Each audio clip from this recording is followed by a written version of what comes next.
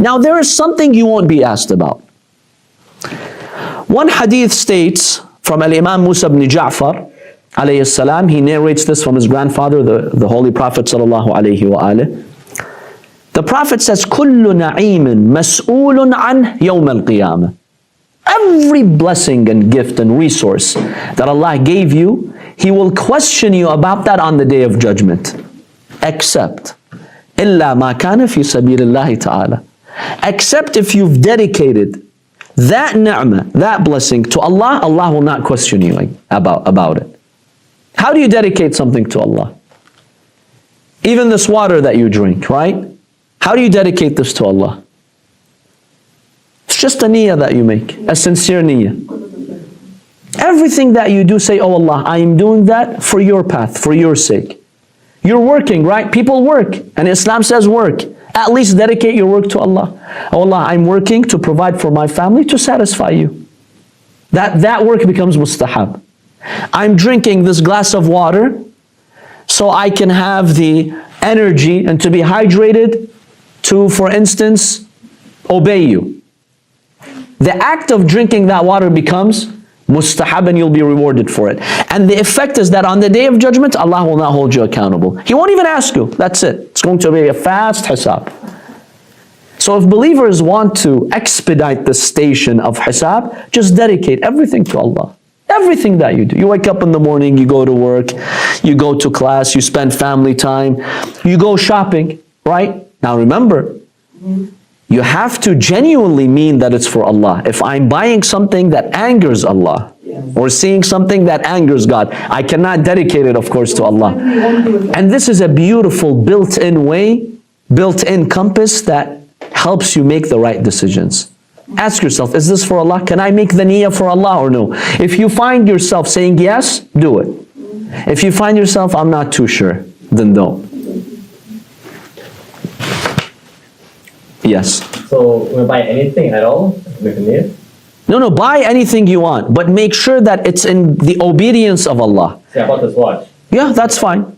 So for instance, if you buy a watch, right? You can say, oh Allah, I need to know the timing because I have a schedule and you want the believer to be productive and organized and I want to know the times of salah. So I dedicate this for your cause. This becomes mustahab. Allah will reward you on the Day of Judgment. He won't question you. Now, the psychological, spiritual effect of that is that when you dedicate the resources that way, you're less likely to use them in a sinful way.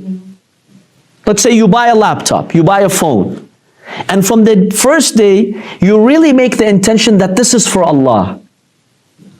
Now, are you as likely to use this laptop or this phone to see something haram? Less likely.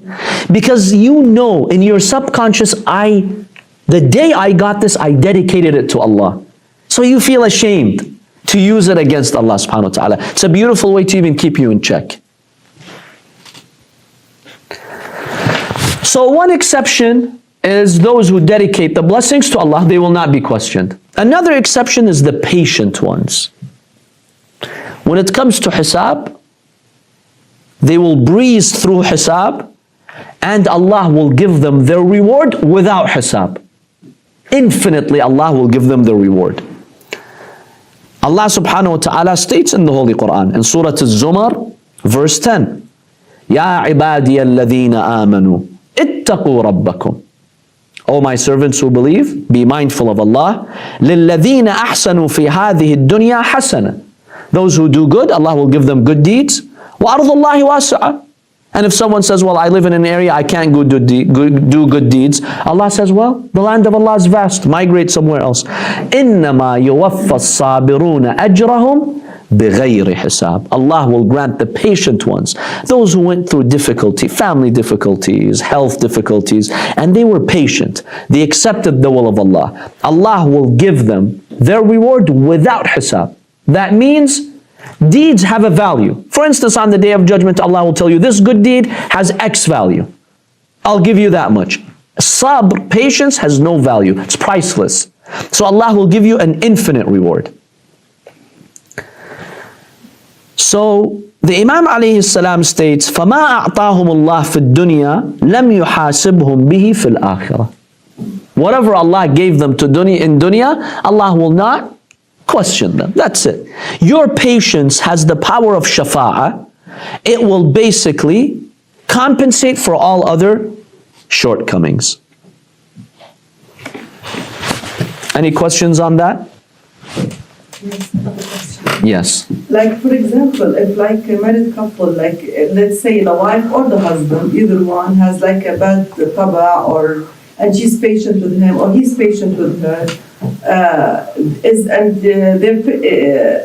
they're gonna be like it's a better choice to stay together rather than you. Yes, many scholars believe that if staying in a marriage with a difficult spouse, you have to be patient with every day.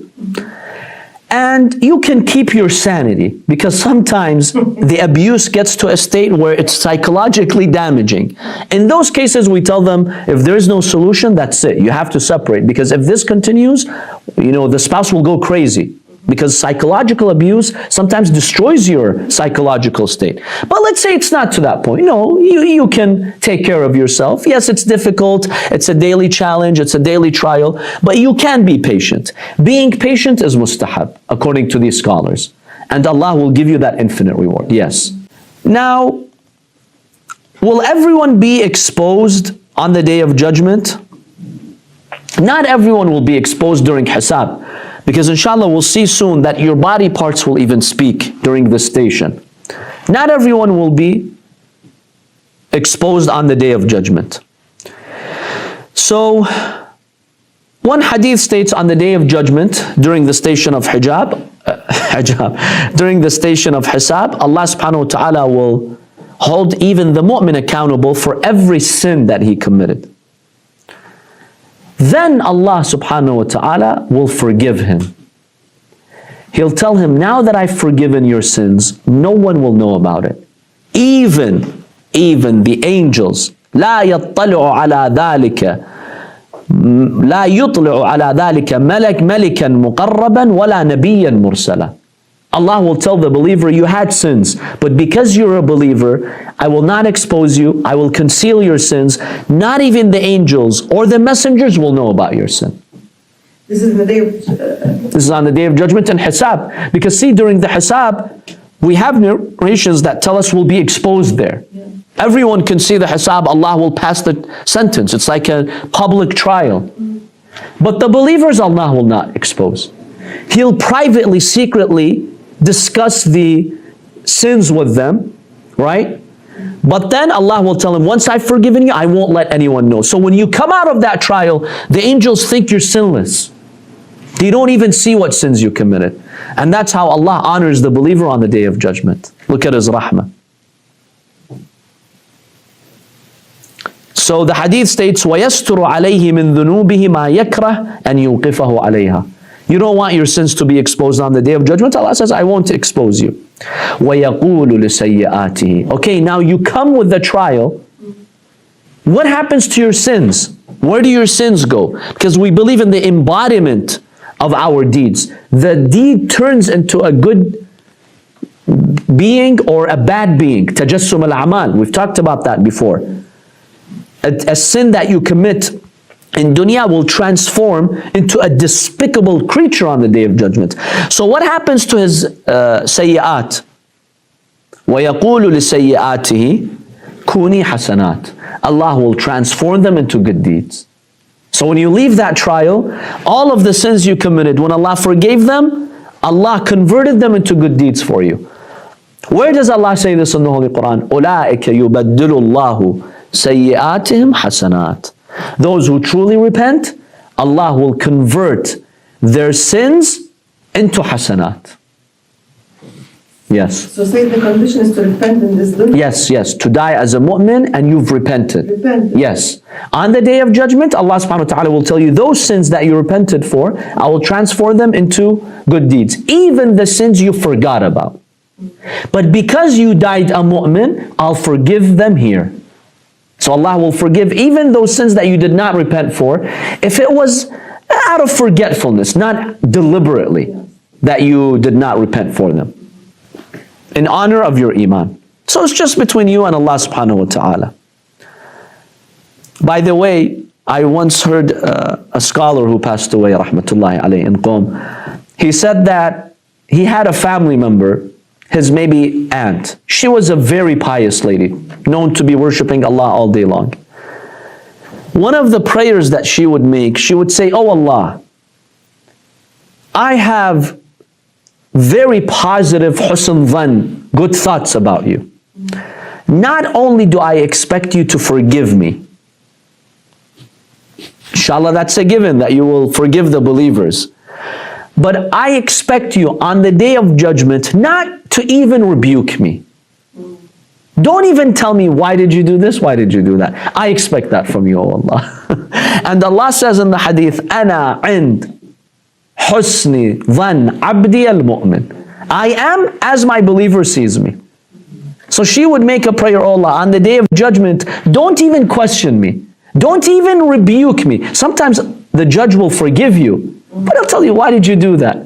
She says, "Oh Allah, don't even tell me that."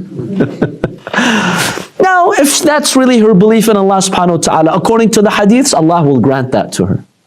Because Allah says, "Ana ind husn dhan abdi al-mu'min." I am as my believing servant sees me. If that's how positively you see Allah subhanahu wa ta'ala, Allah will say, "Khalas, not only have I forgiven you, I won't even rebuke you. Your hisab is a breeze." طيب سيدنا بلكي كان حتى ربنا هيك يعمل بالبرزخ حيعمل شيء مع it's like Yes, maybe in the barzakh, if they had sins, violations, they have to compensate for, their death will be difficult. The barzakh, yes. إذا ما حبيت هيك دعوة يمكن ربنا okay grant you that they've judged. But in the barzakh, he'll make it tougher? Possibly. Unless the person makes the dua in barzakh too. Meaning right now you say, "Oh Allah, even in barzakh don't put me through that difficulty."